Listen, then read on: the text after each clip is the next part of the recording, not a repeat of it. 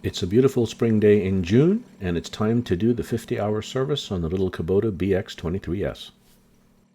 Page 79 of the owner's manual tells you exactly what you need to do at the 50-hour mark. You need to change the engine oil, change the engine oil filter, and change the hydraulic transmission filter, but not the oil. There's a few other maintenance items you should do, but we'll get to those throughout the video. The first order of business is to warm up the tractor and get it on some flat, level ground. The oil drain plug is a 14mm bolt near the front of the tractor, just about here.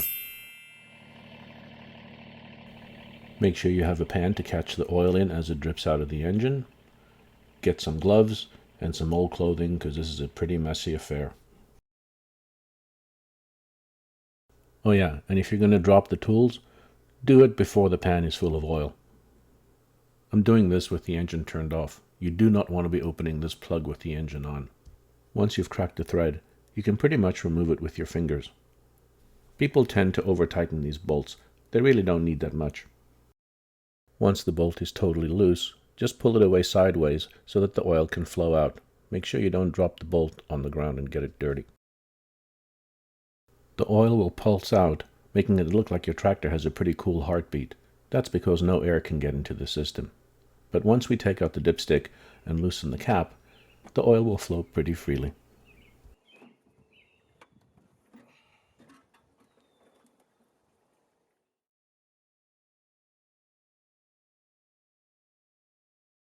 Like I said, once the dipstick is out or the cap is loose, the oil will flow pretty freely.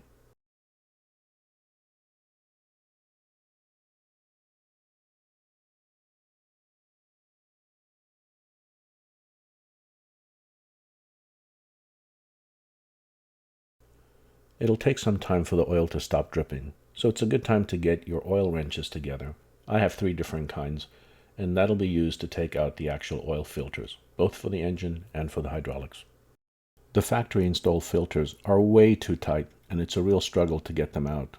When you put the new ones in, you only need to hand tighten them.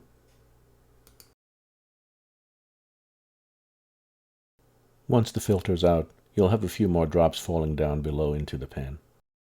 This is a good time to get the new filter ready.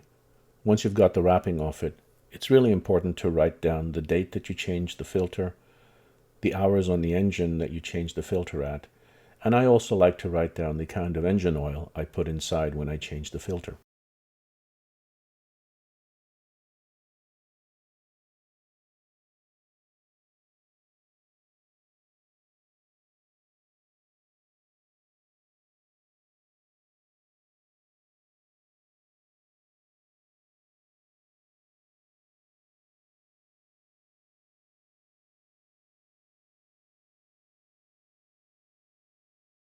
I fill the filter halfway with the new motor oil, and then I gently rub a little bit of the oil along the gasket, making sure that when you screw it in, it seals properly.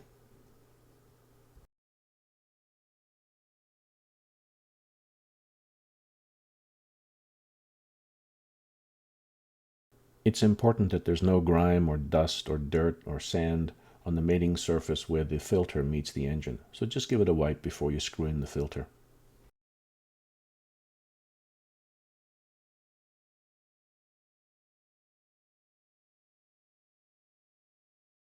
You could use the wrench to give the filter a real good tight fitting, but I find that doing it by hand is good enough. Haven't had a problem yet.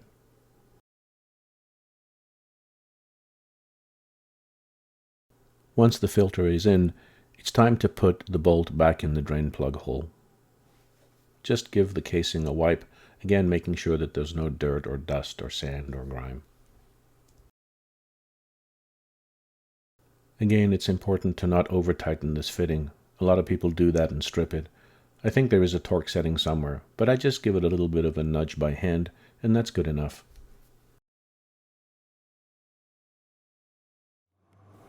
I have a real long funnel somewhere that I think I used for the motorcycle, but I couldn't find it. So I just used the smaller one that I had. As long as it's clean, it's just to get the new oil into the engine. The owner's manual calls for 3.1 liters or 3.3 US quarts of oil. I used the 15W40, which is good for this time of year.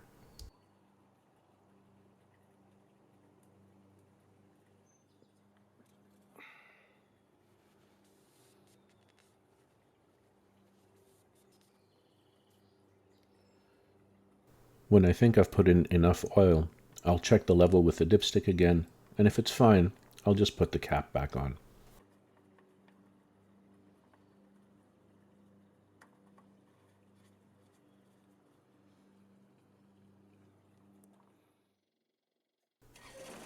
I'll run the engine for a minute or two, just to let the oil flow, and I can check if there are any leaks. Once that's done, I'll turn the engine off and just give the level one more final check.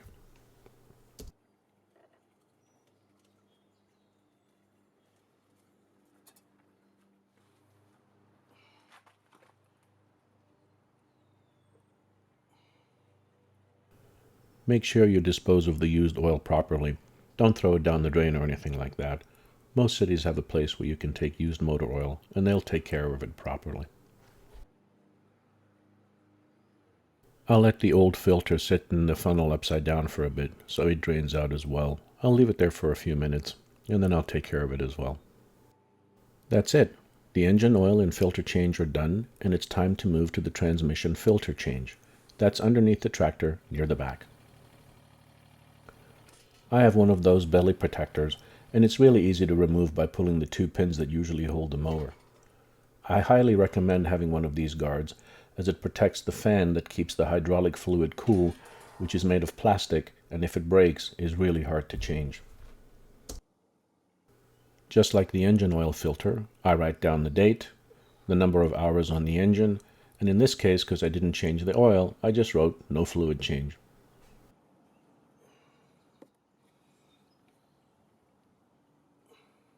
Like the other filter, I fill this one halfway up with oil, this time hydraulic fluid, not engine oil. I spread a little bit of the fluid around to give it a nice, good coating, and that'll make the seal a bit better as well.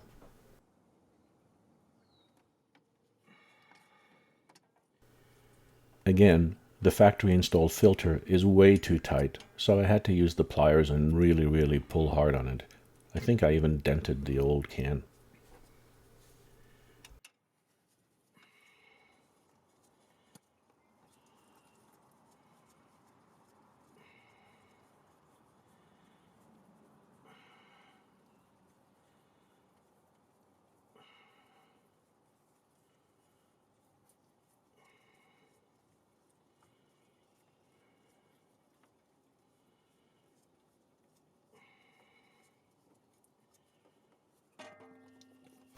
Once I unscrewed the other filter, and yeah, there is a pan underneath there, I just made sure that the seal was clean, no dirt, no sand, no grime, and I screwed in the other filter by hand.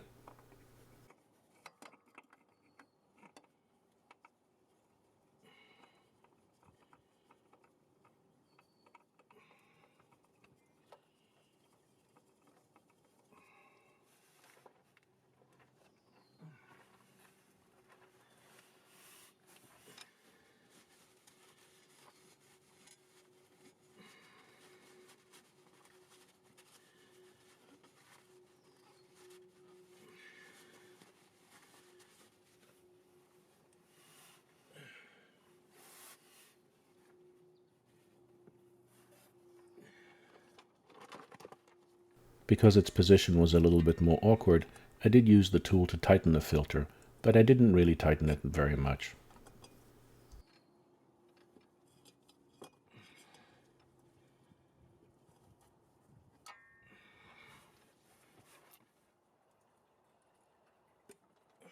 It's important to check the hydraulic fluid level using the dipstick that's at the back of the tractor. It's sometimes hard to see because the oil is pretty clear, but just make sure that it covers the hash marks on the dipstick.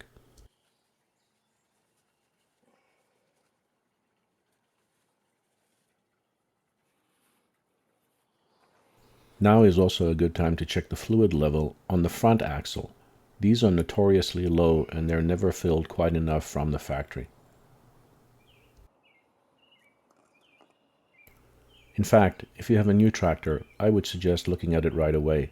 I didn't know about it, but when I found out, I thought this is a good time to top it up, and it took quite a bit.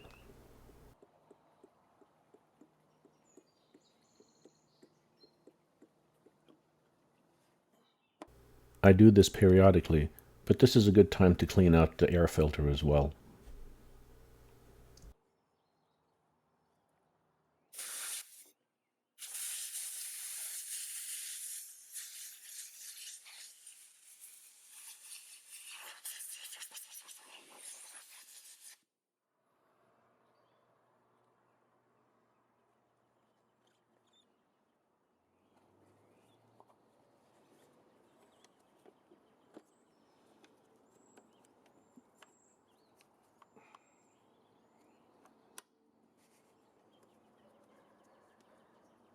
That's it.